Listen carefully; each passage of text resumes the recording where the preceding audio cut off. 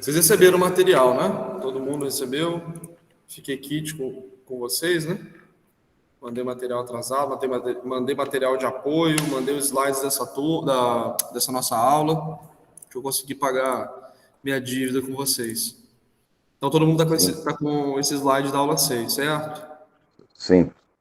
Beleza. Pessoal, então vamos começar aqui fazendo aquela nossa revisão da aula passada, uma revisão rápida. E na aula passada nós estudamos as estruturas de mercado. Na introdução dessa matéria eu fiz uma retomada, né, dizendo que até então a gente tinha falado sobre as forças de demanda e oferta, ou oferta e demanda, né? E que todo o conteúdo até então, mais específico de economia, falava especificamente dessas duas forças. Então nós aprendemos em relação à oferta e demanda sobre as suas leis, né? Tudo mais constante. No caso da demanda, quando o preço sobe, a quantidade demandada cai. No caso da oferta, quando o preço sobe, a quantidade ofertada cai. E o inverso também é verdadeiro para ambas essas forças. Tá? Nós aprendemos também que em alguns casos essa lei ela é flexibilizada. Nós chamamos esses casos de fatores determinantes da oferta e demanda, né? Então nós temos os determinantes da oferta e da demanda. Além desses fatores determinantes, nós também estudamos o equilíbrio de mercado, que é quando ocorre o encontro da oferta e da demanda, gerando um preço de equilíbrio e uma quantidade de equilíbrio, né? E eu falei para vocês que naquele momento, que todo mercado ele está sempre em algum equilíbrio, né? Mas nem sempre o equilíbrio que aquele mercado se encontra é o equilíbrio mais eficiente, né? Então, isso serviu de introdução para a gente chegar ao assunto das estruturas de mercado, mas antes eu também falei para vocês sobre o conteúdo preferido dos alunos de períodos introdutórios de economia, que é a elasticidade da demanda e da oferta, né? Então, mas todos esses conceitos aqui falavam direto e indiretamente sobre demanda e oferta. E esses conceitos são muito teóricos, né? Esses conceitos, talvez elasticidade menos, né? A gente começa a trazer um pouco mais para a realidade. E aí eu falei para vocês que na vida real, né, na realidade, cada produto, cada serviço, ele tem uma dinâmica própria, né? O mercado de cada produto e cada serviço, ele se organiza de uma maneira diferente.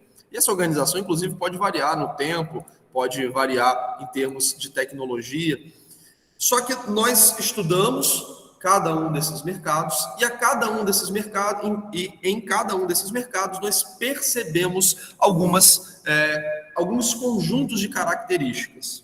E esses conjuntos de características são similares em vários mercados. Quando nós estudamos e segmentamos esses conjuntos de características, nós chegamos à definição das estruturas de mercado. Então, mesmo sabendo que os produtos e serviços, cada um deles se organiza de uma maneira na vida real, essas organizações, em muitos casos, são parecidas. E nós observamos essas semelhanças justamente quando nós analisamos alguns pontos, que são esses aqui. Vai fazer o presencial? Só um instantinho, pessoal. Tudo bem? Não. Eu vou botar... Só um instantinho, pessoal.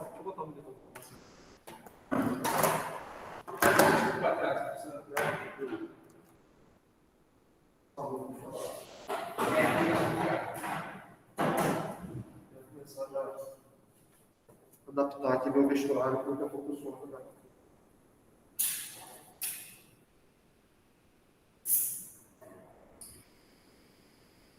Cara, seu nome é como? Luan, é verdade. Seu Luan. Eu aprendi você na noite. Você participou das aulas da noite? Presencial não. Mas online sim. Online sim, sempre. Eu lembro. Meu amigo me pergunta bastante. Você vai frequentar amanhã agora? Você trocou? Isso, no tipo de trabalho. Show. Trabalhando à noite? Não, é motorista de aplicativo. Ah, a noite está sendo melhor.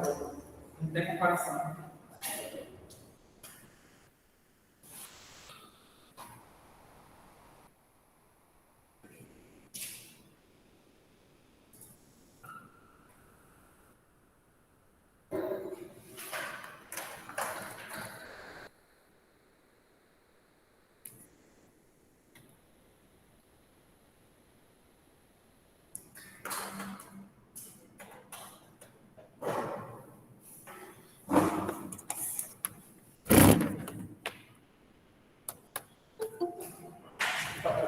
Nada, aquela introdução ainda.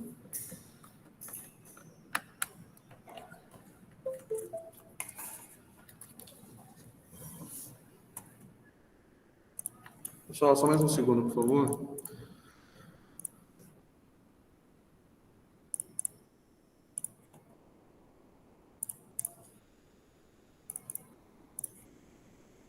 Show, tá vendo aí? Você quer melhor sentar aqui, não? Não, Tá, tranquilo? Vou virar para ficar com reflexo pra você. Vai, obrigado. Bom, pessoal, então, continuando, eu dizia que nessas estruturas de mercado nós observamos alguns conjuntos de características semelhantes, tá? Quando nós olhamos, por exemplo, para compradores, vendedores, o tipo de produto, se há barreiras de entrada e se algum desses participantes tem poder de barganha. E para explicar as estruturas de mercado, eu comecei falando sobre o monopólio. Monopólio é aquela estrutura de mercado quando nós observamos apenas um ofertante, né? Então, os vendedores são o lado da oferta, enquanto os compradores são o lado da demanda. Então, no monopólio, nós observamos apenas um ofertante, enquanto nós temos muitos compradores, né? O lado da demanda possui muitos participantes, enquanto o lado da oferta só possui um. Numa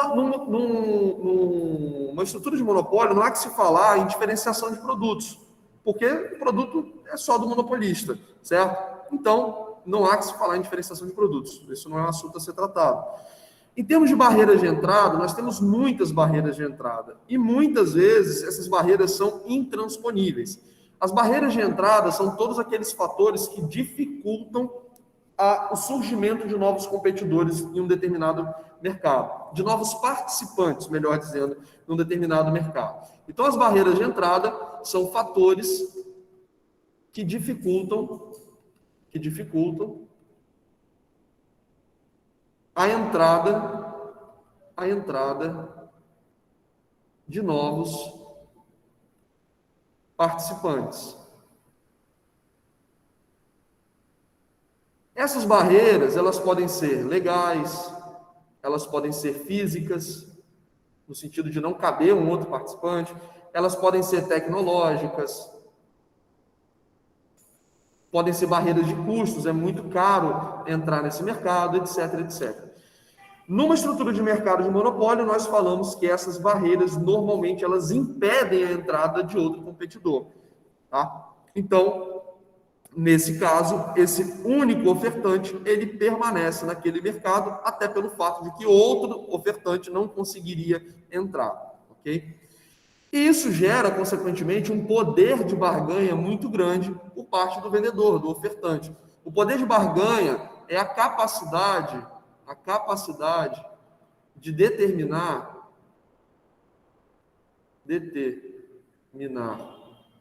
ou influenciar significativamente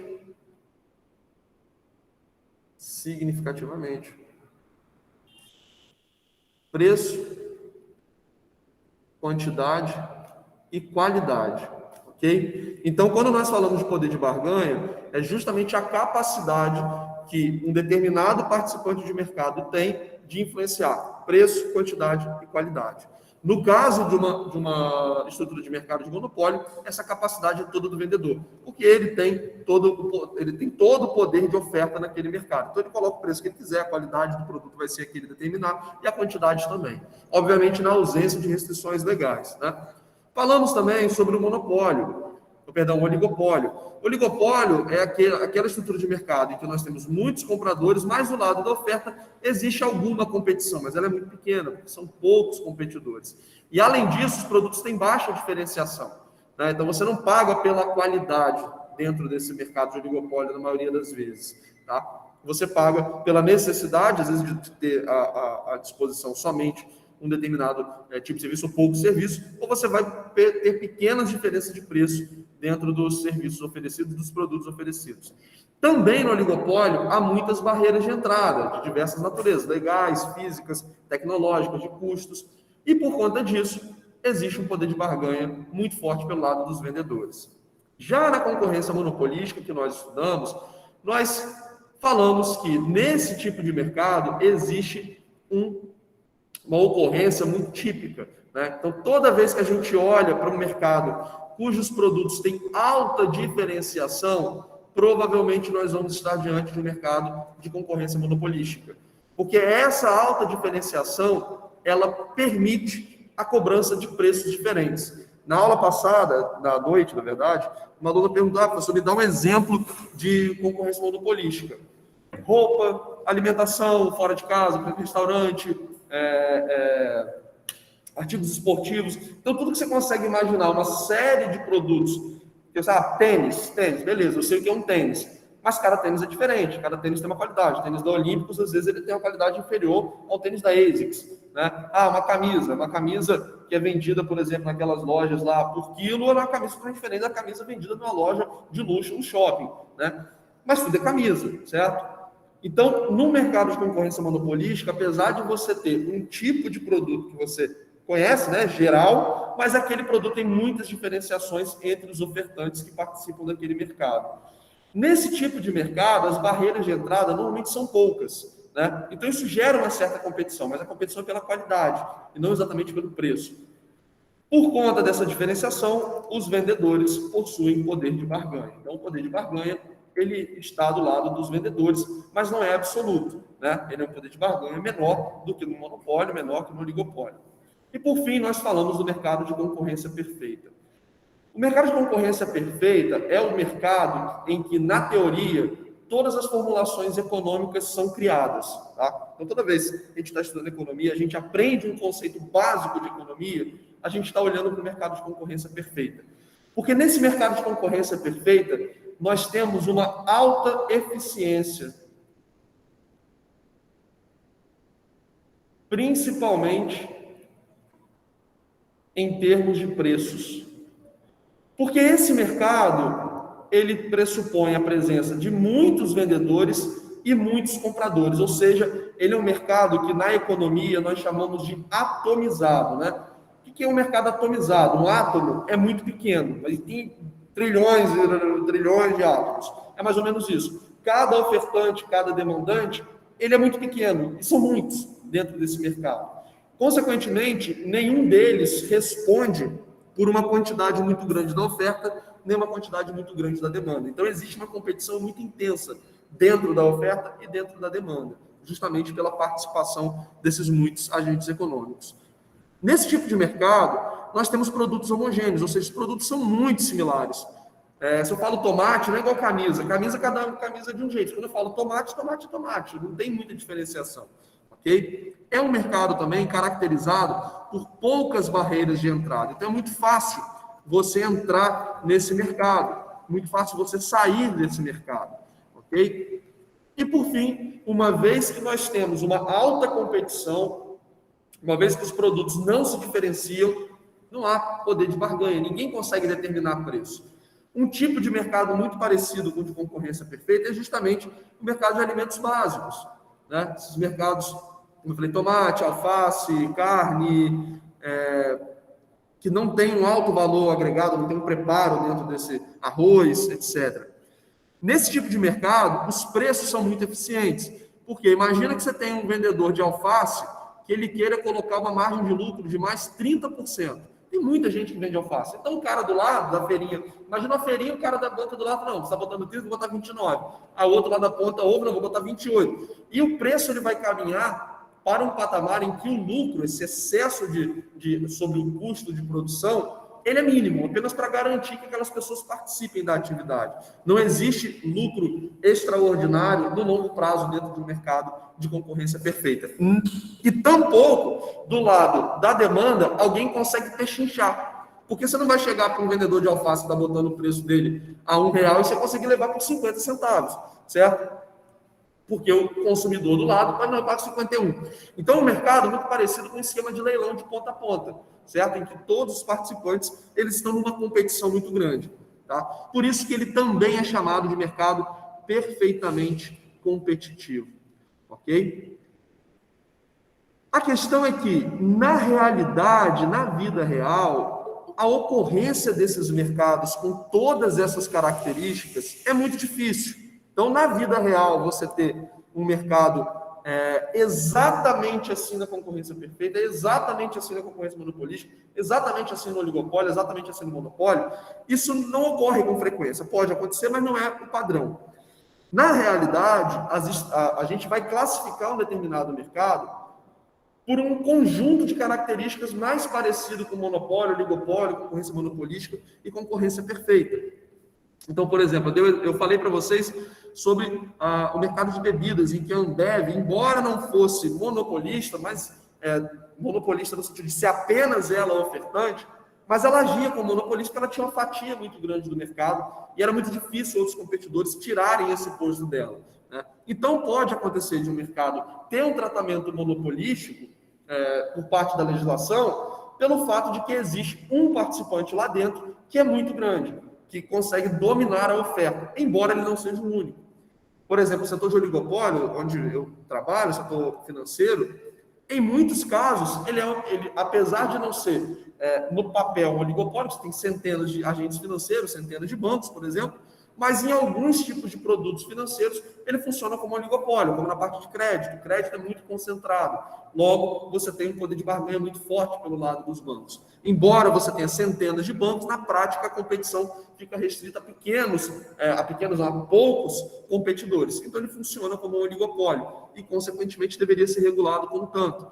Ok? Então, na prática, essas estruturas de mercado, como eu falei na aula passada e estou revisando agora, nós vamos enquadrá-las de acordo com um conjunto de características, não que seja perfeitamente daquela forma, ok? E por que isso é importante para o direito? Porque uma vez que há ineficiência no mercado de monopólio, por conta do poder de barganha, no mercado de oligopólio, eventualmente no mercado de concorrência monopolística, nós temos uma necessidade de resposta por parte do Estado, por parte do direito, né? Em forma de regulação. Ontem também um aluno perguntou, professor, o que é essa regulação? A regulação ela pode ser feita de várias formas. Nós podemos ter normas de conformidade naquele mercado, ou seja, os participantes daquele mercado têm que seguir determinados padrões. Nós podemos ter penalidades, nós podemos ter subsídios e incentivos,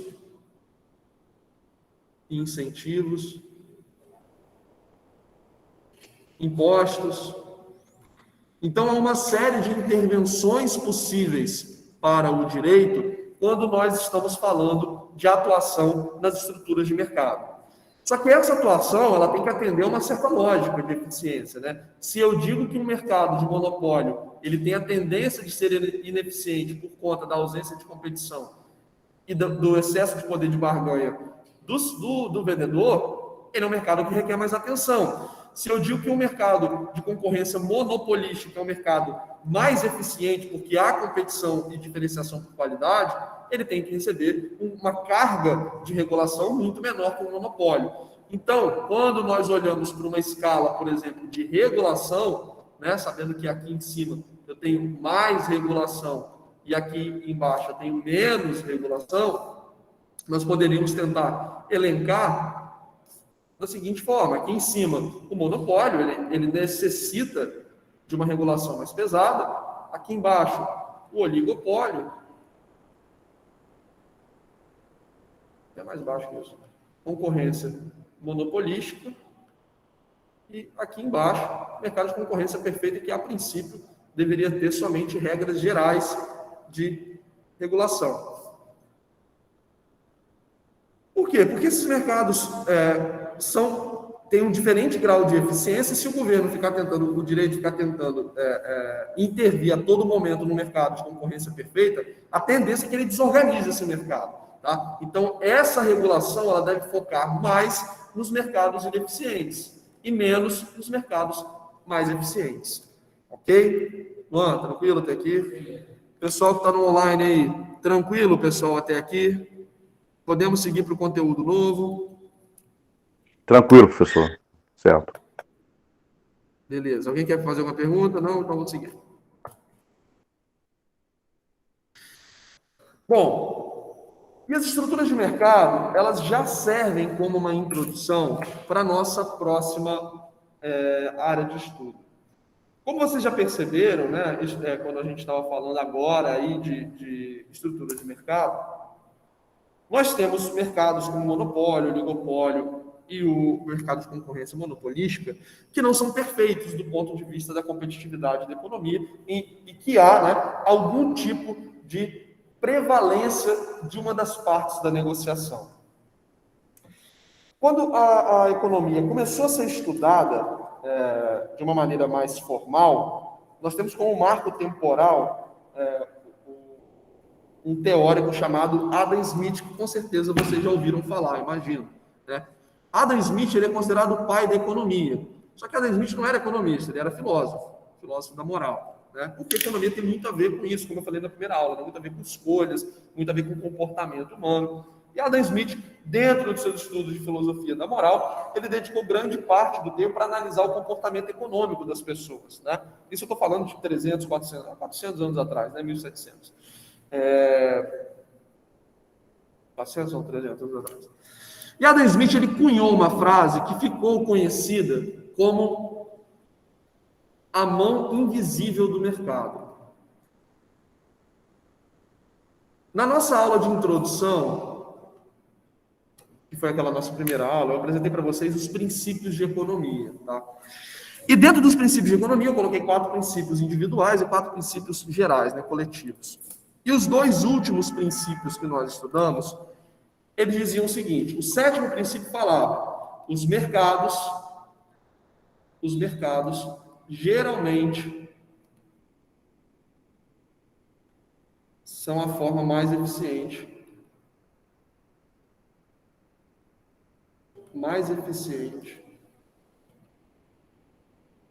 de organizar a economia. O que significa essa palavra mercados, né? O economista fala muito isso. Nesse contexto aqui, às vezes pode variar, dependendo do contexto, mas nesse contexto aqui, os mercados têm a ver com a livre negociação entre as partes.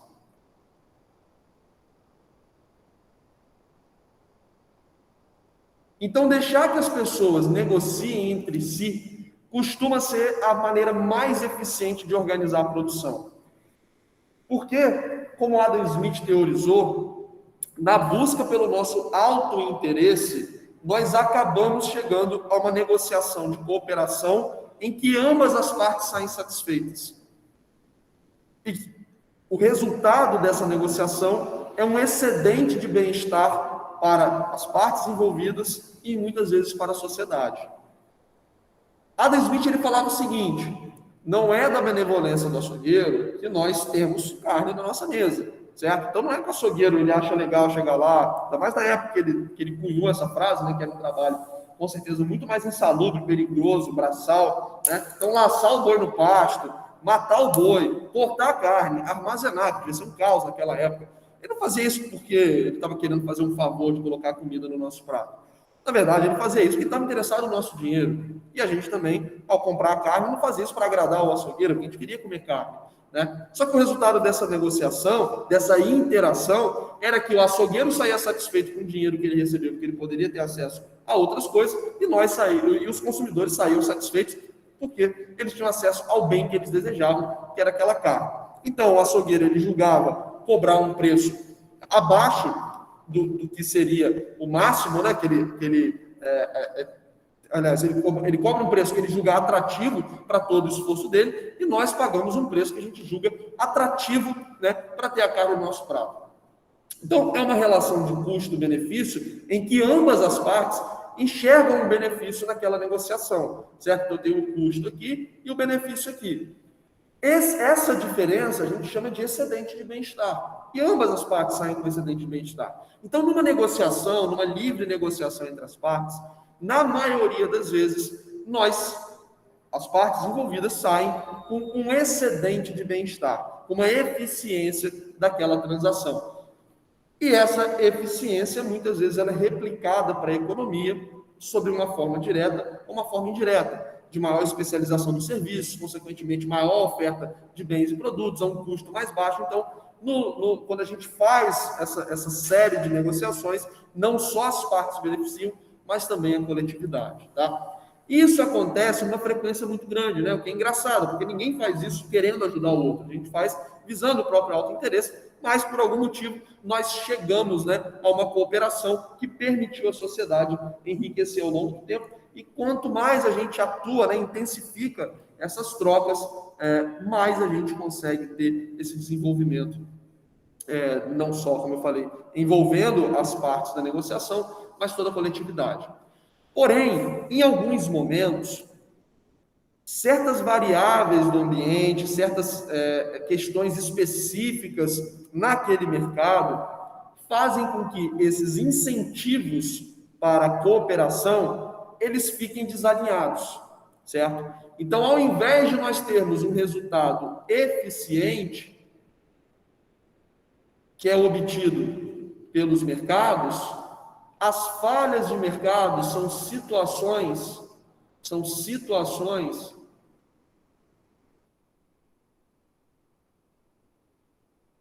em que os mercados geram ineficiência. Aí, eficiência pode também dos dois lados. Vou botar isso aqui. O que é essa ineficiência? A gente chama, na verdade, tecnicamente, de alocação ineficiente de recursos, tá? Ineficiente de recursos. Ou seja, as decisões de produção, as decisões de consumo, elas são feitas de tal forma que gerem um prejuízo. E esse prejuízo, o Luan perguntou, é para qual das partes, né? Ou para ambas as partes, foi isso que você perguntou. Essa ineficiência ou esse prejuízo, ele pode ser tanto para uma das partes, ou seja, parte da oferta ou da demanda, quanto para ambas as partes, mas por algum motivo eles não conseguem perceber isso naquele momento, ok? Quanto para a coletividade. Poxa, Igor, não entendi. Você falou logo na primeira aula que o ser humano é um ser racional, que ele toma decisões visando maximizar o seu bem-estar. Como é que a gente pode ficar tomando decisões que vão nos prejudicar e fazer isso de maneira recorrente, né? Como é que pode acontecer uma coisa dessa? Por que ninguém fala, não, peraí, tem uma coisa errada? Um exemplo muito prático, dieta. Né? Você sabe que você comer besteira o tempo todo, você vai ter um problema lá na frente, mas não é fácil você parar de comer besteira. Ou quando você está fazendo aquilo, naquele momento, talvez você não tenha a percepção do prejuízo que você está causando para si mesmo. Né? Você só vai perceber isso muito lá na frente, quando o dano já está causado. Isso porque o prazer de comer um chocolate, comer uma comida gordurosa, ele é muito superior naquele momento à preocupação que você possa ter, né, com a sua saúde no longo prazo. Ou seja, um incentivo de curto prazo, ele está muito focado no atendimento daquela necessidade. Ontem, por exemplo, saí daqui morrendo de fome, quase que eu parei no lugar, comprei um podrão, um lanche, sabia que ia me fazer mal, mas a vontade era muito grande, acabei conseguindo resistir, mas muitas vezes você não consegue. Então, o ser humano, em alguns casos, seja por algum tipo de viés comportamental, seja por uma falha naquela racionalidade que normalmente ele tem, ou seja, porque ele não tem, na verdade, incentivos claros para agir diferente, ele pode tomar decisões ineficientes, certo? E a essas série de ineficiências nós chamamos de falhas de mercado. E aí, o que acontece quando essas falhas de mercado ocorrem? Quando essas falhas de mercado ocorrem, acontece justamente o que nós estudamos no 8º princípio de economia. Os governos, às vezes, podem melhorar o resultado dos mercados. Ou seja, um agente externo, ele precisa intervir para tentar alinhar aqueles incentivos de forma que o mercado consiga operar de maneira eficiente. Então, em alguns casos, quando ocorrem falhas de mercado, é necessário uma atuação externa para que aqueles incentivos eles sejam novamente alinhados de forma a que as pessoas atuem de modo eficiente. Ok? E isso, na maioria das vezes, é feito pelos governos. Essas falhas de mercado, elas são de diversos tipos. E a gente começa estudando elas agora. Luan, alguma dúvida até agora? Tranquilo? Pessoal do online, tranquilo para essa introdução? Podemos falar das espécies de falha de mercado? Alguém quer fazer alguma pergunta?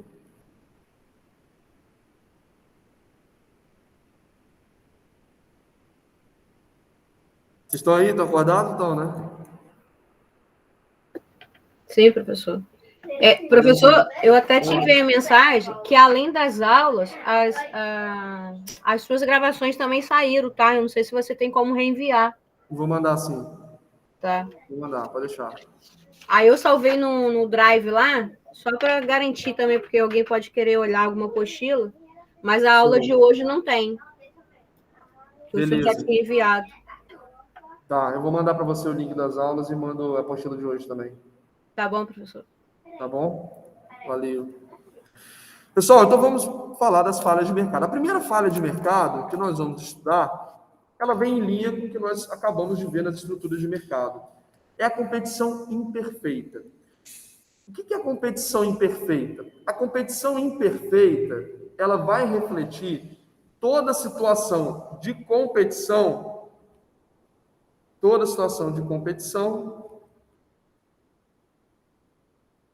que não configurar um mercado perfeitamente competitivo ou de competição perfeita. Então, todo mercado que não tiver a configuração de um mercado perfeitamente competitivo ou de competição perfeita, de concorrência perfeita, ele vai ser considerado um mercado de competição imperfeita. Algum fator nesse mercado vai fazer com que um dos lados, um dos participantes, tenha um poder de barganha superior ao do outro lado. Numa situação de competição imperfeita, nós temos aqui o lado da oferta e da demanda. Numa situação de competição imperfeita, imaginem que isso aqui seja como uma espécie de uma balança, ok? Numa situação de competição imperfeita, um desses lados da balança vai pender, seja o lado da demanda, seja o lado da oferta. Nas estruturas de mercado, eu só passei para vocês estruturas que falam do poder de barganha da oferta, ok? É para ficar mais fácil o entendimento, já que a gente está falando de uma matéria de economia política e não de economia propriamente. E é o que acontece na prática. Na prática, na maioria das vezes, o lado da oferta, quando existe uma competição imperfeita, é ele que tem um poder de barganha maior. É ele que consegue pressionar o lado da demanda. Isso acontece porque o empresário ele é malvado? Não, pessoal, não é por isso que acontece. Porque os incentivos daquele mercado favorecem um predomínio pelo lado da oferta. Favorecem com que o distribuidor, o vendedor, ele tenha um poder maior do que o consumidor. Ok? Isso vai acontecer principalmente nos mercados de monopólio e oligopólio e numa menor escala no mercado de concorrência monopolística. E para esse tipo de falha de mercado, vale o que eu falei para vocês na finalização da revisão das estruturas de mercado. O direito ele precisa responder essas situações de competição imperfeita através de algum tipo de regulação. Essa regulação ela vai ter como objetivo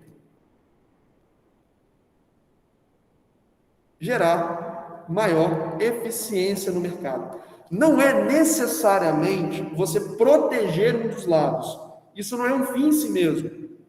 Pela parte da economia, qualquer tipo de regulação que, de certa forma, favoreça um dos lados da negociação, tem como objetivo tornar o mercado mais eficiente. Vamos, do ponto de vista econômico, ok? O Código de Defesa do Consumidor. Isso é porque o consumidor é uma parte hipossuficiente, que os empresários têm muito dinheiro e que... Não, é porque a gente tem que tentar equilibrar as relações de consumo para que o mercado seja mais eficiente, ok? Para que aquele excedente que é gerado numa negociação, ele não fique excessivamente do lado da oferta. Cabe nesse sentido, quem está vivendo hoje no setor automobilístico, com preços muito elevados, tanto de novos quanto de novos, como não cabe? O Luan fez uma pergunta interessante aqui. No setor automobilístico, né, se cabe algum tipo de regulação dado o aumento de preço. Se a gente pensar, pessoal, o setor automobilístico, ele, apesar de ser um setor com preços elevados, existe uma competição considerável, né? Porque nós temos muitas montadoras, nós temos produtos carros que são importados, né? Então, nesse caso aqui da regulação, para buscar mais eficiência, não seria necessariamente uma proteção ao consumidor, no sentido de tentar tabelar preço, ok? A regulação, nesse sentido, deveria tentar fazer o ambiente de oferta mais competitivo. Redução de impostos, aumento de produtividade, exatamente. Então, assim, cabe, porque a gente está falando de um mercado que tem preços elevados, ele tem uma certa concentração, mas tem muitos competidores. Então, o que a gente deveria fazer enquanto uma intervenção do direito com o objetivo de eficiência econômica? Fomentar a competição entre esses competidores. Então, um carro importado hoje ele é muito caro, porque os impostos de importação são muito caros, né? Então, seria o caso de a gente tentar revisar esses impostos de importação. A produção de carros no Brasil ela é caótica, porque normalmente a montadora ela está localizada não no local de maior eficiência para distribuição, mas no local que dá mais incentivo fiscal. Por exemplo, a Zona Franca de Manaus, aqui é uma aberração. Você tem a maior parte do mercado consumidor está na região sudeste e sul, e você tem as fábricas localizadas na região norte. Quer dizer, não faz sentido nenhum. Por que essas fábricas estão lá? Por incentivo fiscal. Então, isso distorce a alocação de recursos e faz com que o recurso seja alocado de maneira muito ineficiente. Então, essa fábrica não tinha que estar lá, essa fábrica tinha que estar aqui, né? Então, a regulação, não necessariamente, por isso que eu falei que a proteção, de um lado, não é um fim em si mesmo. Eu tenho que tentar buscar, por parte do direito, qual é o tipo de intervenção, na realidade, que vai gerar um maior equilíbrio. Isso não significa necessariamente eu tabelar preço, por exemplo, né? Não, vou tabelar o preço para proteger o consumidor que está sendo muito onerado nesse momento. Não. Isso é ineficiente do ponto de vista econômico. Então, do ponto de vista econômico, a gente deveria tentar um ambiente de negócios mais competitivo para fazer com que a oferta e a demanda ficassem num pé de igualdade maior. Entendeu? Então, sim, o direito precisaria atuar para, por exemplo, esse fato dos carros terem subido muito de preço, isso tem um pouco a ver com a quebra das cadeias de produção, por conta da pandemia, etc. Mas, de forma geral, no Brasil é muito caro você ter um carro, né? Absurdamente caro, né? Quando eu comprei meu Gol, cara, foi o primeiro carro que eu comprei. Eu acho que foi 20.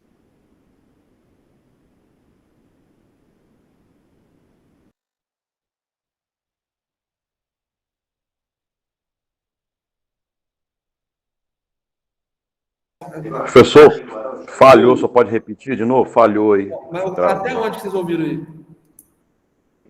Quando o senhor comprou o carro do senhor. Não, você já era o final já da explicação.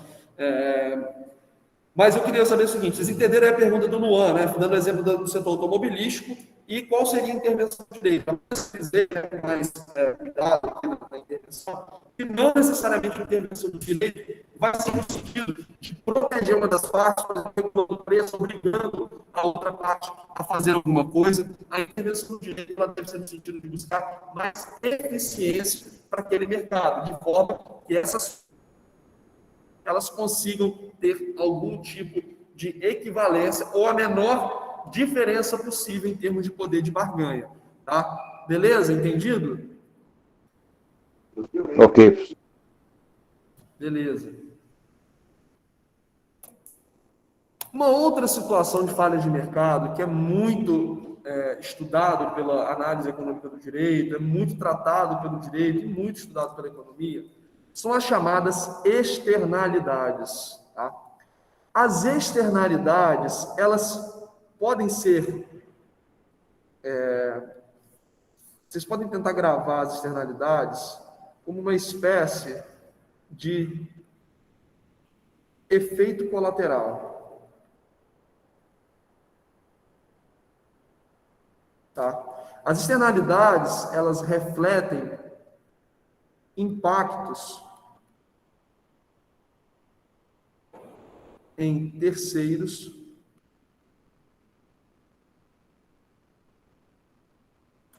que não são almejados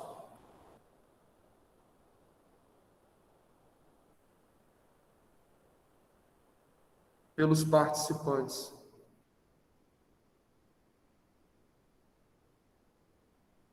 De uma relação econômica.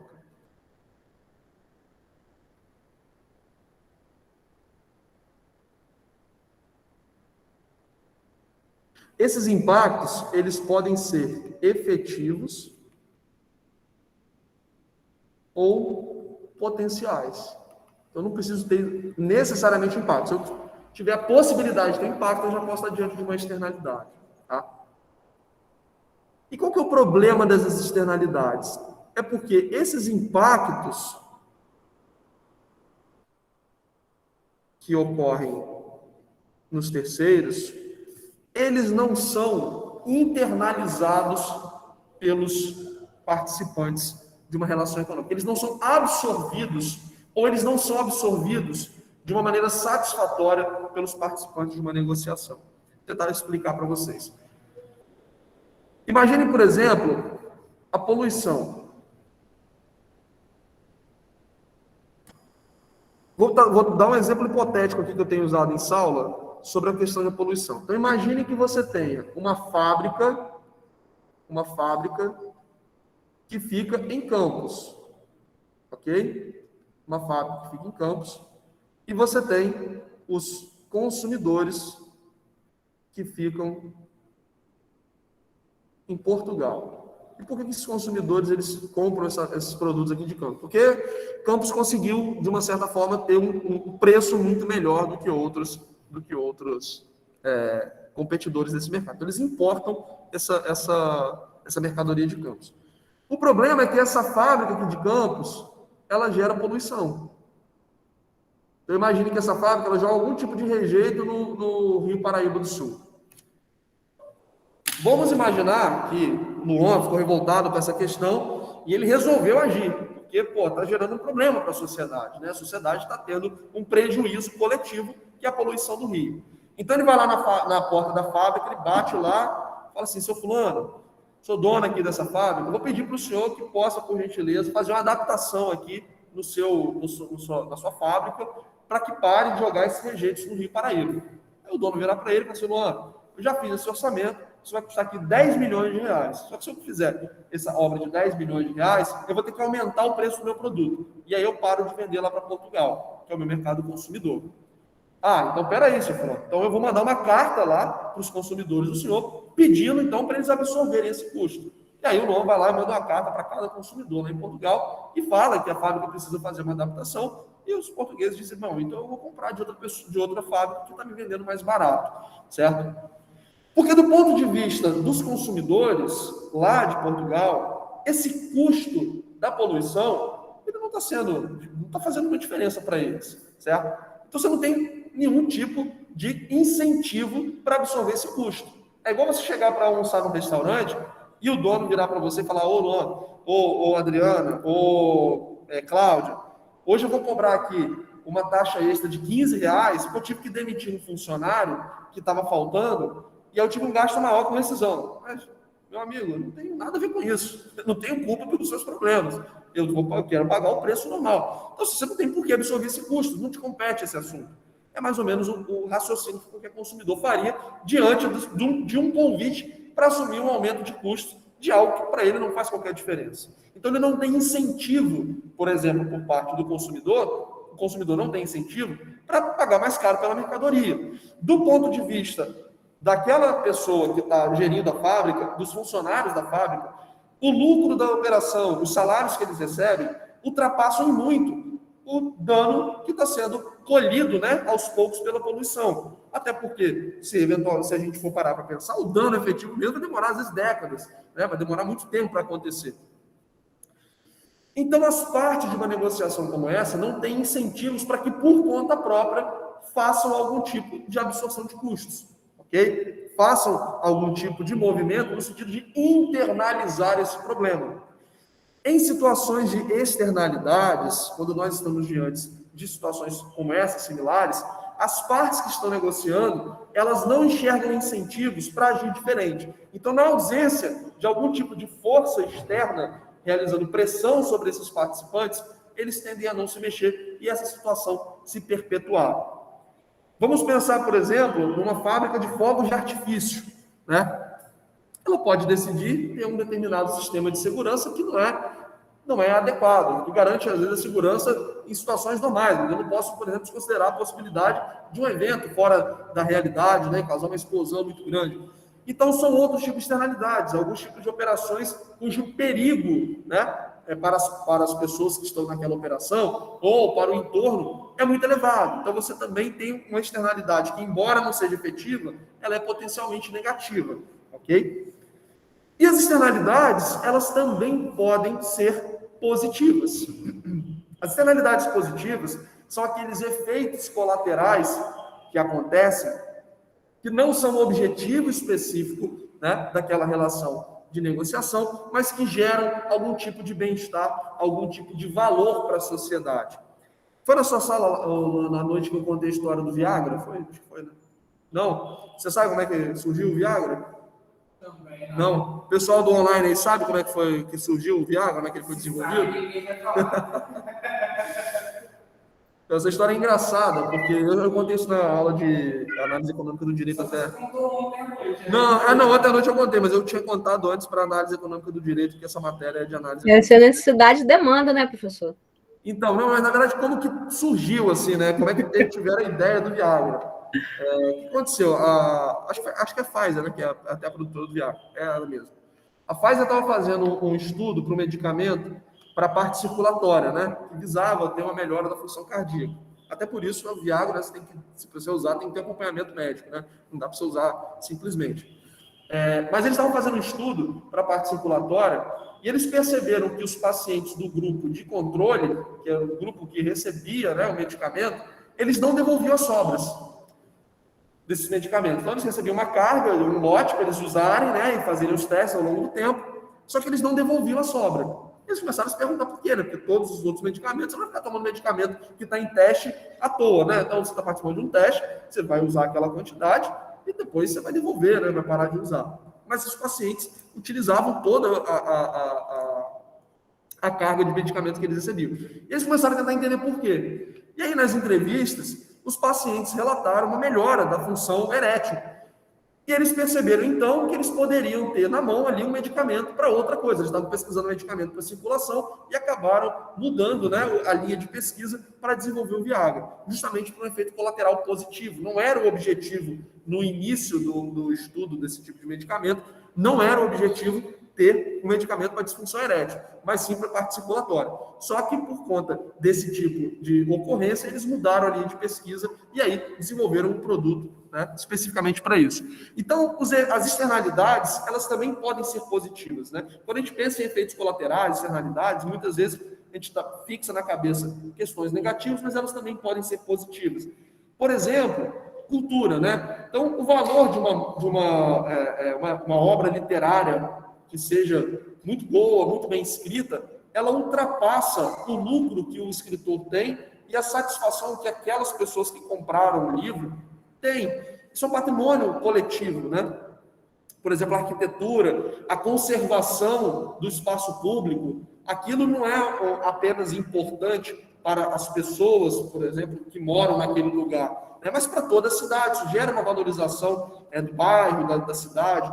Então, por exemplo, eu não sei se vocês já repararam, lá nos Estados Unidos, os filmes, né, ou em alguns vídeos, o pessoal passando aquelas máquinas de tirar neve da calçada.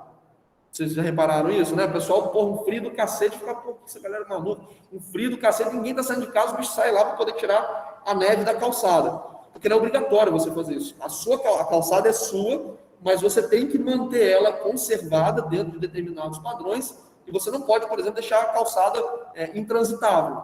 Né? Não é igual aqui em Campos, aqui no Brasil, você bota entulho nessa calçada e dane-se aí, calçada toda arrebentada e tal, cada calçada é de um jeito. Lá não, existe uma padronização e cada um é responsável, e se ele não tirar a neve, ele é multado por isso. Né? Por quê? Porque entende-se que manter uma vizinhança bem conservada, manter um espaço público bem conservado, é um tipo de prática que tem um valor para além do benefício individual de cada um. Existe um benefício social. Então, é um tipo de externalidade positiva cuja regulação tenta dar uma resposta no sentido de incentivar a sua prática, incentivar a sua ocorrência.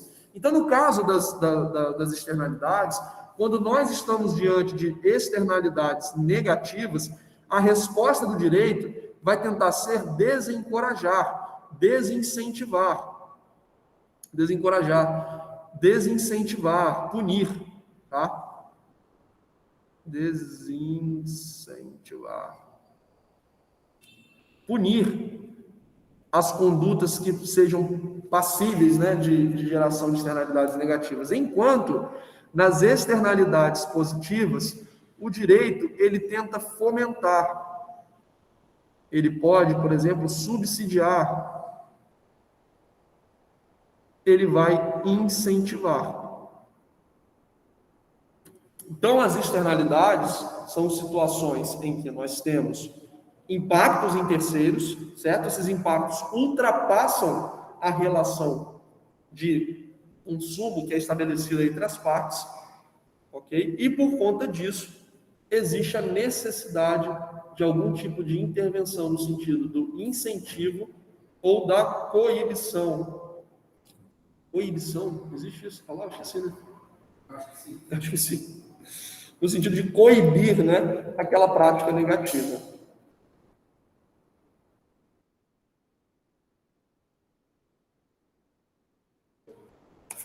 Pessoal, para ficar mais prático aqui para vocês, mais fácil de entender, eu vou passar um vídeo para vocês.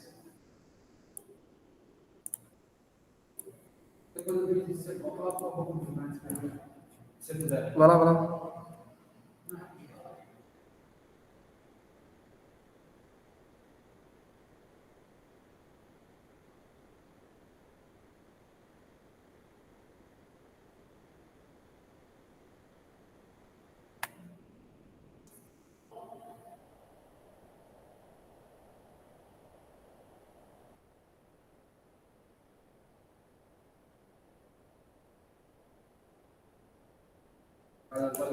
Valeu.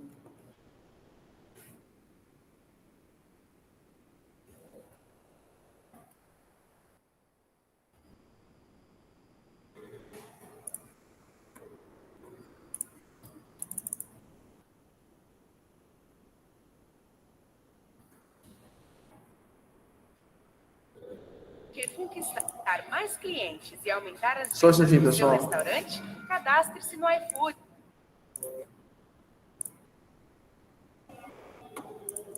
Eu vou passar para vocês aqui um vídeo que vai servir para o entendimento melhor das externalidades, mas também vai antecipar algumas outras falhas de mercado que a gente vai ver um pouquinho à frente na nossa aula de hoje.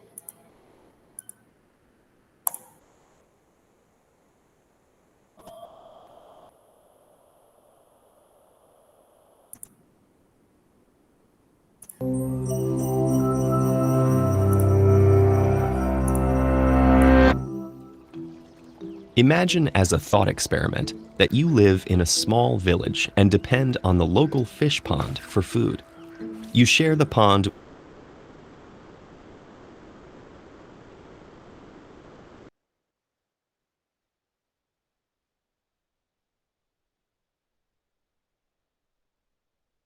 maximize your supply of food. How many fish should you catch each day? Take a moment to think about it. Assume baby fish grow to full size immediately, and that the pond begins at full capacity, and ignore factors like the sex of the fish you catch. And it's not just you. The best way to maximize every villager's food supply is for each fisherman to take just one fish each day. Here's how the math works. If each villager takes one fish, there will be 8 fish left overnight. Each pair of fish produces 1 baby, and the next day the pond will be fully restocked with 12 fish. If anyone takes more than one, the number of reproductive pairs drops, and the population won't be able to bounce back. Eventually, the fish in the lake will be gone, leaving all 4 villagers to starve. This fish pond is just one example of a classic problem called the tragedy of the commons. The phenomenon was first described in a pamphlet by economist William Forster Lloyd in 1833 in a discussion of the overgrazing of cattle on village common areas. More than 100 years later, ecologist Garrett Hardin revived the concept to describe what happens when many individuals all share a limited resource, like grazing land, fishing areas, living space, even clean air. Hardin argued that these situations pit short-term self-interest against the common good, and they end badly for everyone, resulting in overgrazing, overfishing, overpopulation, pollution, and other social and environmental problems. The key feature of a tragedy of the commons is that it provides an opportunity for an individual to benefit him or herself while spreading out any negative effects across the larger population. To see what that means, let's revisit our fish pond. Each individual fisherman is motivated to take as many fish as he can for himself. Meanwhile, any decline in fish reproduction is shared by the entire village. Anxious to avoid losing out to his neighbors, a fisherman will conclude that it's in his best interest to take an extra fish, or 2, or 3. Unfortunately, this is the same conclusion reached by the other fishermen, and that's the tragedy. Optimizing for the self in the short term isn't optimal for anyone in the long term. That's a simplified example, but the tragedy of the commons plays out in the more complex systems of real life too. The overuse of antibiotics has led to short-term gains in livestock production and in treating common illnesses. But it's also resulted in the evolution of antibiotic-resistant bacteria, which threaten the entire population. A coal-fired power plant produces cheap electricity for its customers and profits for its owners. These local benefits are helpful in the short term. But pollution from mining and burning coal is spread across the entire atmosphere and sticks around for thousands of years. There are other examples too. Littering, water shortages, deforestation, traffic jams, even the purchase of bottled water. But human civilization has proven it's capable of doing something remarkable. We form social contracts, we make communal agreements, we elect governments, and we pass laws. All this to save our collective selves from our own individual impulses. It isn't easy, and we certainly don't get it right nearly all of the time. But humans, at our best, have shown that we can solve these problems, and we can continue to do so if we remember Hardin's lesson. When the tragedy of the commons applies, what's good for all of us is good for each of us. TED-Ed is a nonprofit.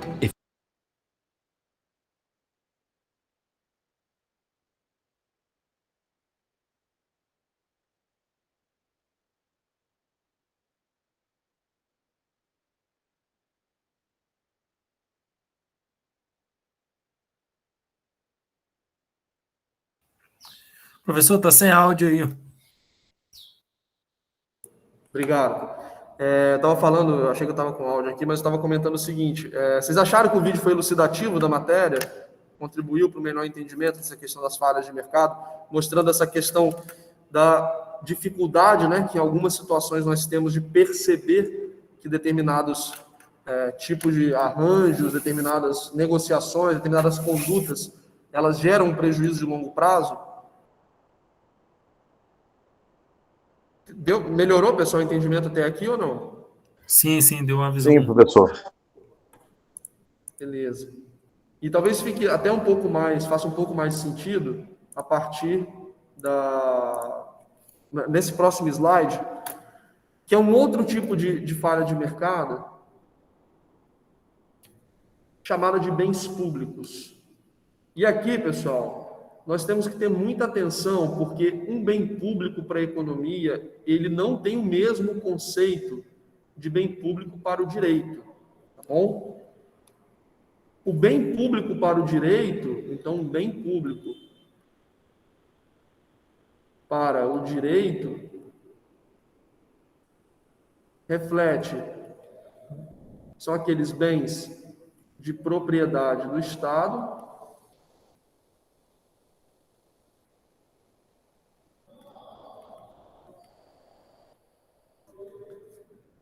ou uma espécie de valores sociais, como, por exemplo, educação, saúde, segurança, etc. Tá? Então, para o direito, o bem público são aqueles bens de propriedade do Estado ou aqueles valores sociais, né? Coisas que, por exemplo, a Constituição, né, coloca como objetivos de desenvolvimento por parte do Estado, etc. Mas na economia, os bens públicos são aqueles que reúnem duas características: a não rivalidade e a não exclusão, tá? Então, um bem, ele é público para a economia quando nós temos um uso não rival e não excludente, ok? Novamente, aqui a gente vai estar falando de uma simplificação da realidade. Se a gente for pensar especificamente, exatamente na ponta do lápis, não existe exatamente nenhum bem que seja não rival e não excludente de maneira absoluta, mas muitos deles são muito próximos dessa definição. O que é um bem não rival? Imagina que se a gente está numa mesa, né, comendo vamos um pouquinho de saiu da aula aqui, resolvemos comer sei lá, tomar uma cerveja e comer uns petiscos. Esqueci o nome. Chegou uma tábua na mesa, assim, com batata frita, por exemplo, e carne. Toda batata frita e carne que eu comer, eu estou tirando a possibilidade de outra pessoa comer, né? Então, o uso ou a utilização, né, usufruir de uma tábua, por exemplo, de petisco, de uma pizza, significa que cada fatia comida impede que outra pessoa coma essa fatia, né? Então, eu consigo individualizar aquele consumo. E esse consumo, ele está rivalizando com outras pessoas naquele momento, ok? Se eu tenho uma sala de cinema, e essa sala de cinema, ela tem capacidade, sei lá, para 50 pessoas, a partir do momento que aquela sala está completa, nós excluímos todas as outras pessoas de assistir aquele filme, ok? Então, a maioria dos tipos, essa camisa, eu estou usando essa camisa, né? Eu paguei por ela, fui lá e comprei, então ela não é de ninguém mais, e ao estar utilizando, eu impeço que outra pessoa utilize, porque ela está no meu corpo, ok? Então, a maioria esmagadora dos bens que nós conhecemos, dos serviços, eles têm essa característica de rivalidade e exclusão. Então, o uso dele está competindo com o de outra pessoa, e ao utilizar aquele bem ou serviço, aquele produto ou serviço, eu estou excluindo a utilização de outra pessoa. Mas alguns tipos de bens e serviços, eles não têm essa característica. Por exemplo, iluminação pública.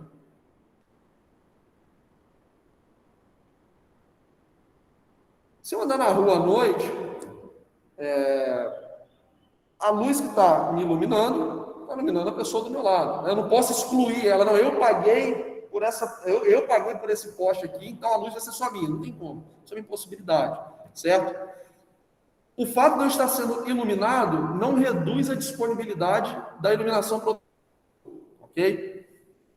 Então é muito difícil você individualizar esse consumo. Uma vez que é difícil você individualizar esse consumo, é difícil também você precificar a utilização dele. Imaginem que a taxa de iluminação pública ela fosse voluntária, ok? Bom, se eu andar na rua e a luz estiver acesa, se alguém tiver pago, eu vou continuar me aproveitando. E a pessoa não vai poder me impedir de me aproveitar dessa luz. Então não tem incentivo para eu pagar. Se alguém já pagou, deixa eu não pagar a minha taxa de iluminação pública. Taxa de coleta de lixo, se o bombeiro se o lixeiro está passando na rua, ele não vai bater na porta de cada um e vai saber, não, esse lixo aqui é da casa que pagou a taxa de contribuição. Eu não sei exatamente qual é o tipo de taxa, mas para poder recolher o lixo. Esse lixo aqui é da casa que não pagou, então deixa aqui na rua. O problema é que se ficar na rua também atrapalha a coletividade. Então é muito difícil você precificar isso e fazer com que as pessoas consigam atuar de forma voluntária, porque o incentivo é que, bom, já que eu posso usufruir sem pagar por isso, o incentivo é para que eu não pague, né? É o famoso carona. Então, alguns tipos de bens e serviços na economia, que são chamados de bens públicos, nós temos uma dificuldade de precificar e conseguir controlar a sua utilização por aqueles que não pagaram. Logo, nesse tipo de ocorrência, o ideal é que nós tenhamos uma contribuição compulsória. Então, você vai ser obrigado a pagar mesmo que você não use efetivamente, mas você vai ser obrigado a pagar. Conservação de praças, por exemplo, segurança pública. Imagina, você entra lá na sua casa, você liga para a polícia, não, peraí, deixa eu só ver que você pagou a sua taxa da polícia. Bombeiro está pegando fogo na sua casa, deixa eu ver que você pagou a taxa de bombeiro. Então, esses tipos de bens, né, eles têm uma dificuldade muito grande de serem precificados e também de haver um pagamento voluntário de forma a conseguir manter satisfatoriamente esse tipo de serviço, porque o incentivo é para que você não pague. Bom, se eu posso frequentar uma praça, a pessoa não vai me pedir um recibo de que eu paguei uma contribuição para a manutenção daquela praça para eu poder utilizar. Então, deixa outra pessoa pagar e eu uso ela. O problema é que todo mundo vai pensar dessa forma, né? Foi mais ou menos aquele caso ali da tragédia dos comuns. Se eu tenho um lago comum para todos os pescadores, e eu acho que o pescador seguinte, bom, o ideal é que todo mundo entre num acordo, né, para pegar peixe suficiente para que aquele lago não fique exaurido em termos de peixe.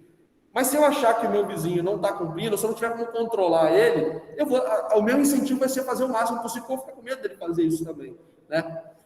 Então, esse tipo de ocorrência de bem público, ele normalmente demanda regulamentação mais forte por parte do direito. No sentido de preço, por exemplo, normalmente você tem uma cobrança compulsória. Uma cobrança compulsória para manutenção daquele tipo de serviço. Porque é muito difícil você conseguir individualizar. E, além disso, é muito difícil você ter, por exemplo, a participação da iniciativa privada nesse setor. Porque uma vez que eles não conseguem impedir que você utilize o serviço, a tendência também é que a maior parte dos consumidores não queira pagar por ele, né? Queiram ser caronas. Isso é totalmente diferente, por exemplo, de um setor de monopólio como iluminação de casa privada, porque cada casa tem a sua iluminação, né? Então você consegue individualizar. Já a iluminação pública não faz sentido uma companhia querer comprar a iluminação pública da cidade. Ela não tem de onde tirar o dinheiro, ela não vai conseguir cobrar de maneira satisfatória, né? Porque não consegue, porque a iluminação pública é um tipo de bem e não rival, ok? Então, em situações de bens públicos, nós temos duas abordagens por parte do direito. A primeira abordagem é tentar regular esse tipo de mercado de forma sustentável, ou seja, de forma que não haja um exaurimento, como a gente viu na tragédia dos comuns, tá? Regular de forma sustentável. E, além disso, é garantir fundos, ou seja, dinheiro para a manutenção do serviço.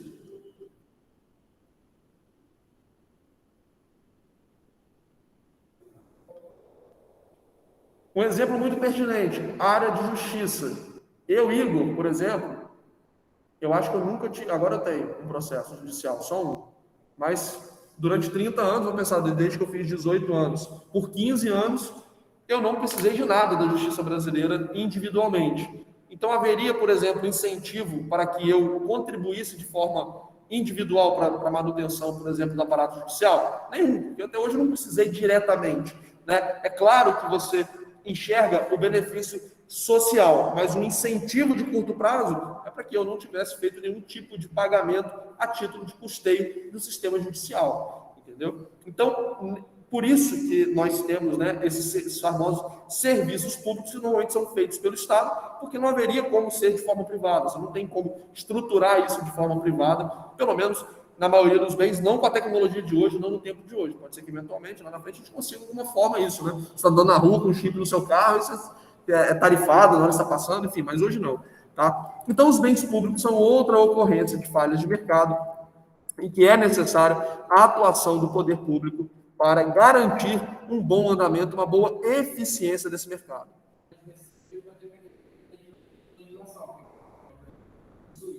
Nos Estados Unidos é pago e aqui é nossa de graça. Sim, sim. É de graça. O Luan falou bem aqui em relação à diferença, né, de países, né, o entendimento desse. É porque, na verdade, a saúde é um bem público não para a economia, mas para o direito. Ah, sim. Entendeu? Porque, na verdade, a saúde ela é divisível. o medicamento que eu uso, o procedimento que eu faço, o atendimento médico que eu recebo, que eu tenho, isso é individualizado, entendeu? Então, por isso eu coloquei essa observação aqui em cima. A saúde, a educação, por exemplo, são bens públicos para o direito, para a economia não, entendeu? A economia, a gente vai sempre, para conceituar bem público, a gente sempre vai olhar para não exclusão e para não rivalidade, entendeu? Por exemplo, educação. Educação é um valor social muito importante, mas é divisível, é individualizado, tanto que a gente está numa instituição privada que cada um paga a sua mensalidade. É possível você dividir individualmente a carga, embora eu pudesse estar falando para várias pessoas aqui, mas a carga que cada um recebe, ela é plenamente divisível, né? No caso dos bens públicos, a gente está falando de serviços e produtos que a gente normalmente não consegue ter essa divisão, entendeu? Pessoal, tá bem interessante você ter feito essa pergunta. Pessoal, tranquilo aí no online, entenderam? Ouviram a pergunta do colega aqui na sala?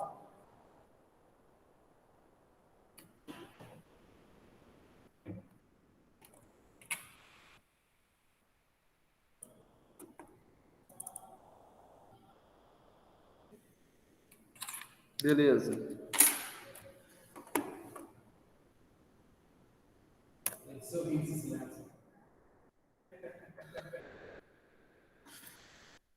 Pessoal, vamos seguir aqui para a gente agora amarrar 3 falhas de mercado que normalmente são estudadas em conjunto, tá? E aí a gente vai falar dessas 3 falhas em conjunto e depois a gente vai seguir para o final, para o encerramento da sala nas falhas de governo. Olha só, o monopólio natural eu não vou tratar porque nós falamos de monopólio natural quando nós falamos de estrutura de mercado na outra aula e ele está dentro de um enquadramento de competição imperfeita. O monopólio natural é aquela situação em que nós não conseguimos fomentar competição num determinado mercado, ok? Só existe um prestador de serviço para aquele mercado, um fornecedor de produto, e nós não conseguimos sair dessa situação.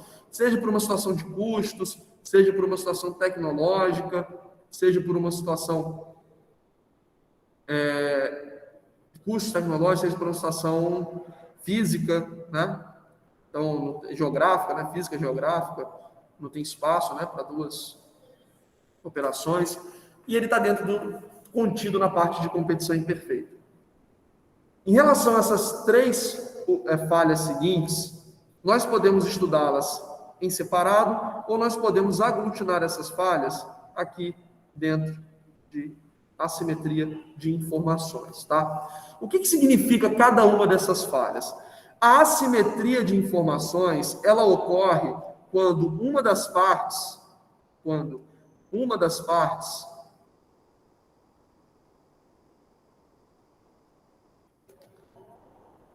possui conhecimento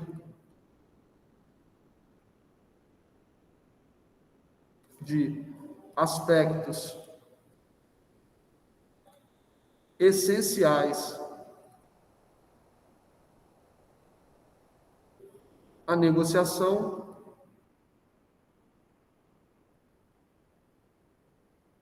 e pode fazer uso disso em prejuízo da outra.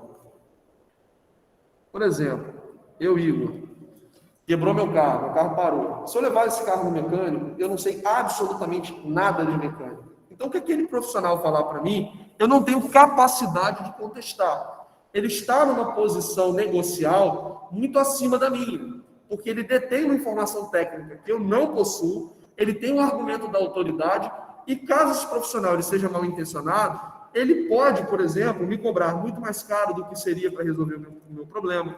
Ele pode colocar uma série de serviços desnecessários naquela ordem de serviço. Um advogado perante seu cliente. O advogado ele tem conhecimento técnico, ele tem autoridade. Então, se um cliente chega para você com algum tipo de causa, que você sabe que é impossível, né? Então, aquilo não tem nenhum tipo não é possível dar andamento com aquela demanda dele perante a justiça, mas enquanto advogado, você vai ter toda a capacidade técnica de formular um argumento e conduzir esse cliente para onde você quiser, né? Então, A assimetria de informações, ela acontece em situações em que uma das partes detém uma informação que a outra não possui, ou num grau de disparidade técnica muito grande, ok? E essa disparidade de informações permite que você leve algum tipo de vantagem naquela negociação, certo? No meu setor, por exemplo, financeiro, isso é muito regulado, tá? Então, por exemplo, na área de investimentos, você tem uma série de avisos obrigatórios em determinadas aplicações.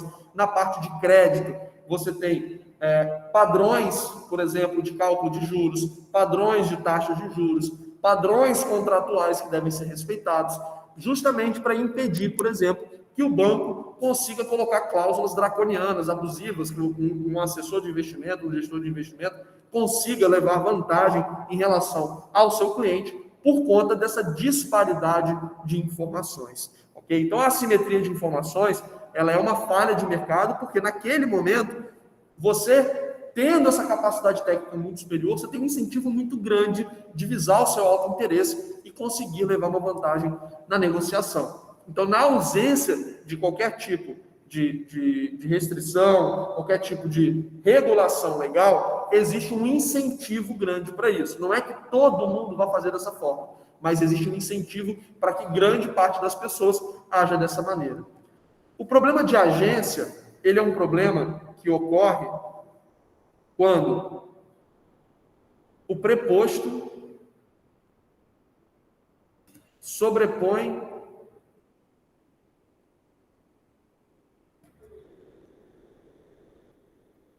o interesse do contratante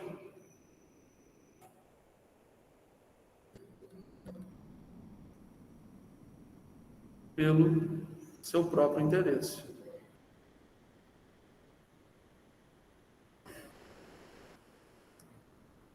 Um caso muito comum de problema de agência, né, mas normalmente não é regulado pelo direito. Imagina que você contrata um pedreiro para fazer uma reforma na sua casa. Você precisa ter a reforma na sua casa, mas você pactua com ele por dia de trabalho. Qual é o incentivo para aquele pedreiro? Alongar aquela obra o máximo que ele puder, uma vez que ele recebe por dia, certo? Imagine que você contrata um administrador para a sua empresa e que ele é remunerado pelo lucro da empresa. Qual é o incentivo para ele? Tentar maximizar o lucro da empresa, para ele ter uma maior participação de lucros. O problema é que muitas vezes a obtenção desse lucro pode se dar por formas não sustentáveis. Então ele vai ter um lucro muito grande no curto prazo, vai detonar a empresa para os períodos seguintes, certo? O problema de agência acontece, então, quando você tem uma parte que é contratada da outra, na teoria para brigar pelo interesse dela, para atender o interesse dela, mas na prática essa pessoa acaba agindo de forma a visar o seu próprio alto interesse. Que é uma tendência, obviamente, que todo mundo tem, mas em alguns casos pode ser problemático para a coletividade. Eu vou tentar dar um exemplo disso. E o risco moral acontece quando assume-se um risco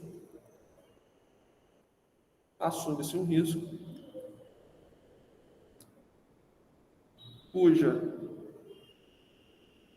concretização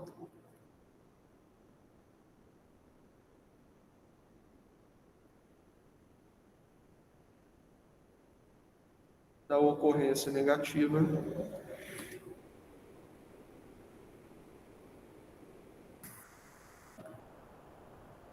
não é absorvida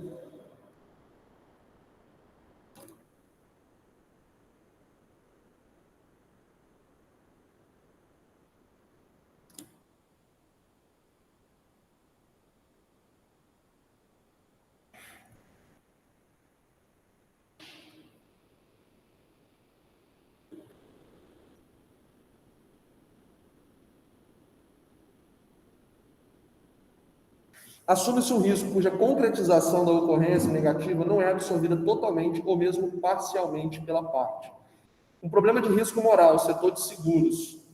Você tem um carro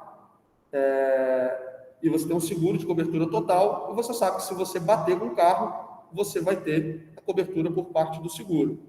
Pergunta: uma pessoa com seguro e outra sem seguro, quem tende a ser mais cuidadosa com o seu carro? A sem seguro. Não é todo mundo, mas o incentivo, obviamente, é para que a pessoa sem o seguro, ela tenha muito mais cuidado com o seu carro do que a pessoa com o seguro. Porque aquela pessoa que tem o seguro, ela sabe que na ocorrência de um problema, a maior parte do prejuízo, obviamente financeiro, não vai ser dela, né? Então, se você para o carro na rua e você, putz, será que eu tranquei esse carro? Se você não tem seguro, você vai voltar lá com certeza para olhar. Se você tem um seguro, você não, acho que eu tranquei sim. A tendência é que você flexibilize um pouco mais esse comportamento. Então, em alguns casos, nós temos a tendência a assumir muito mais risco do que nós assumiríamos se nós fôssemos os responsáveis, por absorver toda aquela ocorrência negativa. Então, não houvesse seguro, muito provavelmente o número de acidentes, de perdas totais seria bem mais baixo.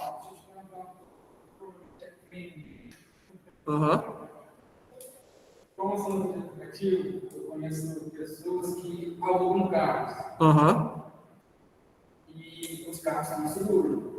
Quando estava tendo tempo, o carro descansado, o carro sem carro, gerando um lucro para ele. Ele provoca um acidente no carro para poder ser ressarcido. Tipo assim, o carro ficou velho, precisa de dinheiro. Provoca, isso entra. Esse é um crime, né? Sem dúvida é um crime. Mas é uma situação de risco moral. É isso que eu entra nesse caso também. É um risco moral. Então, o Luan falou aqui de casos de pessoas que têm o seguro, o carro já está ficando velho, e essa pessoa resolve causar um acidente proposital para poder gerar a indenização. Isso, sem dúvida, é crime, né? Mas é um comportamento que é enquadrado economicamente numa situação de risco moral. Por conta daquela apólice de seguro, ele se sentiu confortável de causar o acidente, já que ele seria ressarcido da maior parte do prejuízo, né? Você desconta a franquia, recebe o valor do carro e tal, mas a franquia é muito pequena perto do valor que você vai receber, certo? Então, é uma situação de risco moral. Qual é o interesse do direito em fazer isso? É tentar desencorajar esse tipo de prática. Então, por exemplo, na comprovação de que ele causou o acidente propositalmente, ele não recebe.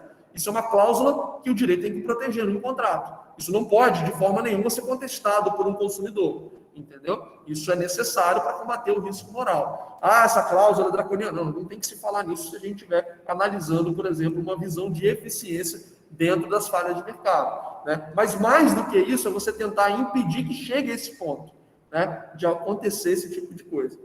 Nesse caso específico é um pouco mais difícil, né, porque é um comportamento no varejo, né? Mas a gente pode tentar, eu também não consigo pensar em algo aqui que poderia, mas é possível pensar, às vezes, em algumas cláusulas que poderiam, né, fazer isso, mas não sendo possível, você tem que combater essa prática, né? E aí, pessoal, para a gente poder amarrar a nossa aula aqui, a gente já está chegando no final, eu vou dar um exemplo para vocês de assimetria de informações, problema de agência, que eu falei ontem na turma, que foi até um objeto do meu trabalho de conclusão de curso, né, que eu fazia a faculdade, que foi a crise de 2008. A crise de 2008, que está completando 13 anos, né? 13 anos. Hoje. Ontem foi a quebra do Lehman Brothers. A crise de 2008 ficou conhecida como crise do subprime. Crise do subprime. O que era o subprime? Subprime, você tem quantos anos? 24. Você é muito novo na época, né? 2008 você tinha quantos anos? 3 anos atrás você tinha 11 anos. A maioria, grande parte da turma era criança, né? Mas eu lembro perfeitamente e tive um prejuízo pessoal por conta dessa crise, né? Mas essa crise do subprime, ela foi desencadeada nos Estados Unidos por conta de problemas com inadimplência de contratos imobiliários, tá? Então essa crise ela começou com uma inadimplência muito grande de contratos imobiliários. Então, muitas pessoas financiaram suas casas e não conseguiram pagar, ok? Esse subprime era uma segmentação de mercado que poderia ser classificada como de clientes de alto risco. Clientes de alto risco, tá? Então, é igual um produto que você tem lá, exclusivo, prime, e o subprime era o piorzinho, tá? Aquele cliente mais fuleirinho ali de todos que tinham capacidade de financiar, ele era o mais fragilizado. Esse mercado ele chegou numa euforia, numa loucura tão grande, que existia uma classe de clientes que eram chamados de ninja. O que eram esses clientes ninja? O ninja era uma abreviação para no income, que é sem renda, no job, que é sem emprego.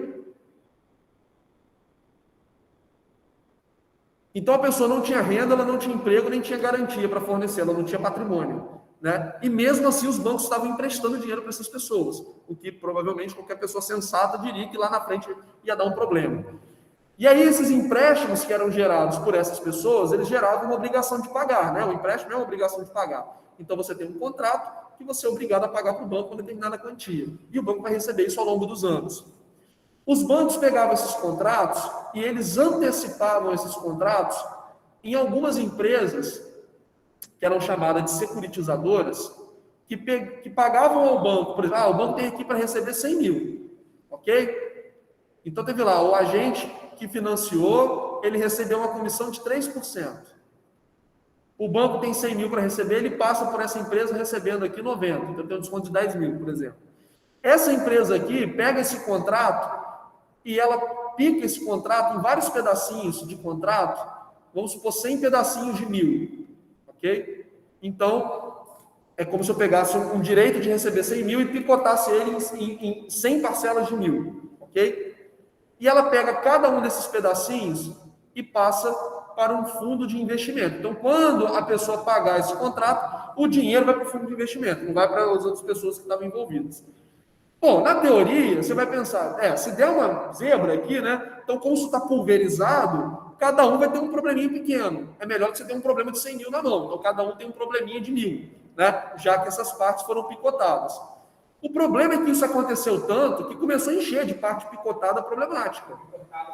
Picotou, o negócio ficou muito grande. Então, essas instituições de investimento, elas tinham muitos papéis na mão. Oi, mas por que esse pessoal comprava esses papéis, né, se eles eram problemáticos? Porque eles eram muito rentáveis. O empréstimo de alto risco, a taxa de juros é alta, né? Então, ele é rentável para quem está emprestando, eles recebem um juro alto. E esses fundos de investimento, eles eram remunerados pelo resultado. Então, como o resultado estava bom, porque o juro estava sendo alto, estava sendo pago, os gestores estavam todos felizes, né? Porque eles estavam ganhando dinheiro. E o dinheiro aqui dentro era da população em geral. Um fundo de investimento, ele é como se fosse um condomínio. E o gestor do fundo, ele é o síndico. Ele não é o dono do dinheiro. O dono do dinheiro é quem é dono do apartamento, na teoria. Ok? Então, aqui, os gestores dos fundos, eles ganhavam dinheiro, mas o dinheiro deles não estava necessariamente nesse fundo. Ok? Olha o problema aqui, ó. Risco moral. Bom, eu estou gerenciando dinheiro, mas se der um problema com esse dinheiro, o problema não é meu, porque o meu dinheiro não está aqui dentro, certo? Eu estou prestando um serviço. Então, o síndico, se der uma zebra no prédio com a cagada que ele fez, ele, a princípio, estava administrando, ele não é o dono do prédio, ele não vai absorver todo o prejuízo. Vai perder o emprego dele, vai perder o posto de síndico, mas ele não absorve todo o prejuízo, ok? É a mesma situação aqui. Então, o que acontecia? Esse cara aqui que estava fazendo empréstimo, ele olhava para aquela pessoa e falava, putz, esse cara não vai pagar esse negócio, não. O cara não tem dinheiro, não tem emprego, está financiando esse negócio sem parar. Isso uma hora vai dar zebra. Só que ele está ganhando o dinheiro dele. E aí nós temos um problema de assimetria de informações, risco moral e problema de agência. Por quê? Quem está na ponta está vendo que o problema é grande, porque ele tem o conhecimento da prática, mas ele não absorve esse prejuízo, porque ele é comissionado, então se der um zebra, o problema é de quem me comissionou. Não avisa, né? Ele está sendo contratado, eventualmente pode ter um problema de agência, porque ele está sendo contratado para fazer um filtro, e às vezes o filtro não está sendo feito de maneira adequada, então havia, né, uma falha nessas 3 passos, e ele passava isso para o banco. O banco, por sua vez, antecipava incentivo de curto prazo. Peguei o dinheiro, botei no bolso, passei o negócio para frente. Risco moral, e ele poderia ter uma situação, um conhecimento melhor do que para quem ele encaminhou isso. Então, nós tínhamos todo um processo em que essas 3 ocorrências aqui aconteciam a todo momento. Então, nós criamos um problema gigantesco naquele momento, né? Os Estados Unidos, né?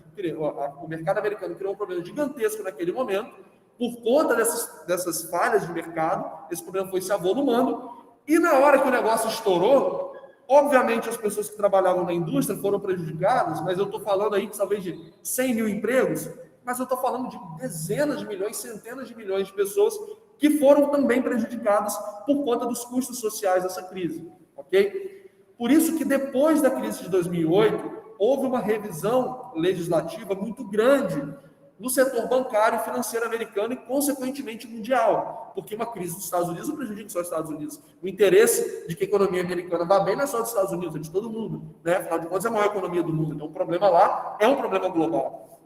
Então, depois da crise de 2008, quando estourou essa crise do subprime, nós tivemos uma série de revisões legislativas para que nós chegássemos a uma melhor regulação, que passa por supervisão desse mercado, passa por impedimento de algumas operações, passa por os executivos daquelas instituições financeiras, eles terem penalidades adicionais se houver um problema grave para a coletividade.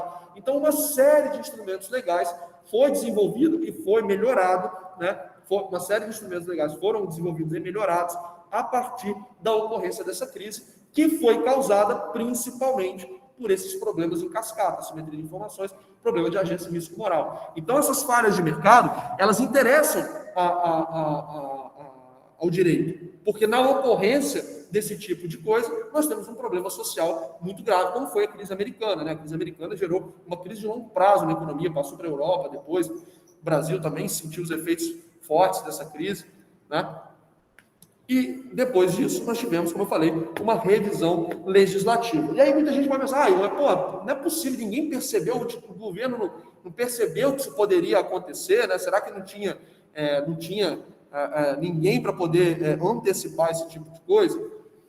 O problema é que, quando nós falamos de falhas de mercado, e nós dizemos que os governos, às vezes, podem melhorar o resultado dos mercados, nós precisamos considerar que também o governo, ele pode estar sujeito a falhas.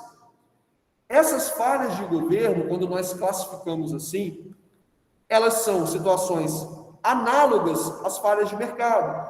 Ou seja, é uma situação em que o governo, ao tentar... O que é uma falha de mercado, como eu falei para vocês? Uma falha de mercado é uma alocação ineficiente de recursos. Ok? E o que seria uma falha de governo? Seria uma intervenção ineficiente. Então, o governo, muitas vezes, ao tentar corrigir o problema de mercado, ele próprio pode estar gerando uma situação ainda mais ineficiente. E essa ineficiência, essas falhas de governo, elas receberam uma atenção muito grande da economia. Existe, inclusive, uma escola econômica que trata só desse tipo de problema, muito focado, por exemplo, nos vieses da atuação governamental. O que seria esse viés da atuação governamental? Por exemplo, o governo, ele pode estar capturado por interesses privados. Então, pode ter a captura daquela instância pública por interesses privados, seja através de propina, seja através de indicação de pessoas para atender certos grupos. Por que, por exemplo, no Brasil é tão caro importar carro? Com certeza alguém já apontou esse problema. Mas e a dificuldade de mexer na lei? As montadoras formam um lobby muito forte no Brasil, né? Tem até um economista que eu sou grande admirador, Marcos Lisboa, que eu não sei porque, é engraçado esse vídeo, ele vai no evento da Guia Quatro Rodas, daquela empresa, daquela revista de carro, e ela fala assim, bom, eu acho que as pessoas me conheciam para me chamar para falar aqui, porque ele bate muito forte nas montadoras aqui no Brasil, dizendo que elas têm uma série de benefícios que elas não deveriam ter. E é bizarro porque não é uma importação da Europa. Muita importação é aqui do lado da Argentina. Sim, mas é o quê? É um setor que tem uma proteção muito grande, proposital, né? Mas por que isso acontece? Talvez porque as instâncias que conseguiriam resolver isso estão capturadas pelos interesses da montadora. Você pode financiar um deputado, financiar institutos que produzem estudos para poder influenciar as decisões, entendeu? Então, o governo ele pode estar sujeito à captura por interesses privados, né? Então, pode acontecer o caso das instâncias públicas serem capturadas por interesses privados. Por interesses. Mas teria como, por exemplo, algum fenômeno externo fazer o privado, que é o interessado, mudar isso? É o público. Por exemplo, nós falamos de montadores. Você tem hoje a Caoa, que produz carro no Brasil, que está sendo um destaque em contrapartida das outras montadoras mais antigas. Mas, normalmente, quem está dentro do mercado, quem já está estabelecido no mercado, não tem interesse. Por exemplo, a pessoa fala assim, o capitalismo... ou talvez uma das partes mais interessadas que não haja capitalismo, que é competição, são os próprios empresários dentro do mercado, porque eles já estão consolidados, né? Então, eles não têm interesse de mais competição. Então, se não for uma iniciativa do poder público, dificilmente a Volks vai falar, olha, eu quero menos subsídio, eu quero que você baixe o imposto de importação para ter mais competição. Jamais falariam isso, porque vai contra os seus interesses, né? Então, as próprias empresas que estão dentro do mercado dificilmente vão se mobilizar para tentar gerar mais competição. Pelo contrário, os grupos de pressão, eles tentam blindar a competição. Por exemplo, imagine que tenha um anúncio de uma nova faculdade em Campos.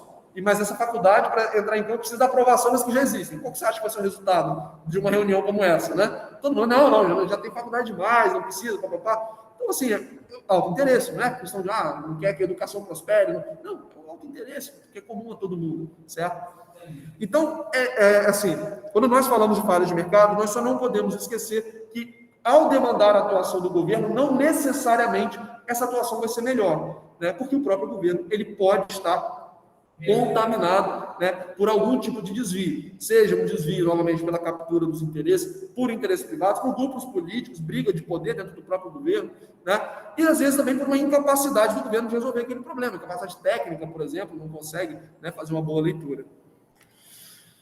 Pessoal, tá cansado aí. Luan, tranquilo? Pessoal que está no online aí, que está acordado, está respondendo, tranquilo? Tudo entendido até aqui? Foi uma aula melhor que elasticidade?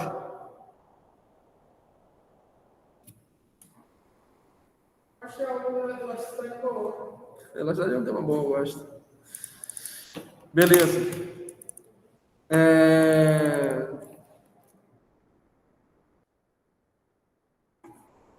Então, já que não há nenhum tipo de... Deixa eu tirar só aqui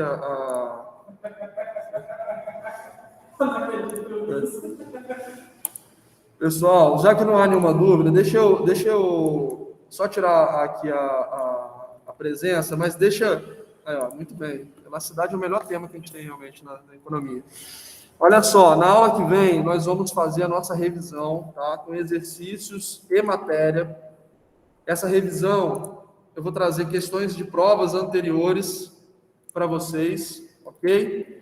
Para a gente poder executar em sala. MP da CB1000. Quem que é MP da CB1000, pessoal? Bota aí o nome, por favor. Tá com o nome aqui. Para mim, agora ligar a economia. Agora Marcos Paulo, beleza. Pessoal, então na próxima aula nós fazemos a nossa revisão, ok? Fazemos exercícios. Vou ver se eu consigo mandar alguns exercícios para vocês antes, no final de semana. Tranquilo? Beleza? Esqueci qual a conexão. Acabou a câmera aqui.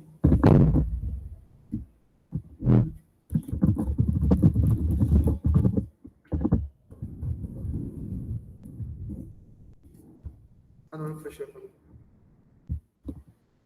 Beleza, então, pessoal. Oi, professor. Valeu. Você tinha falado o Marcos Paulo aí, velho? É que eu não estava sabendo, estava com o nome MP da CDM, eu não sabia quem era. Marcos Paulo, esse aí. Beleza, meu camarada. Valeu, fechado. Valeu.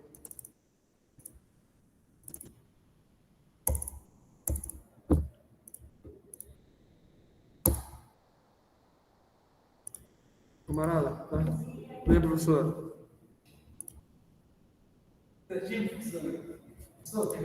Acabei, cara.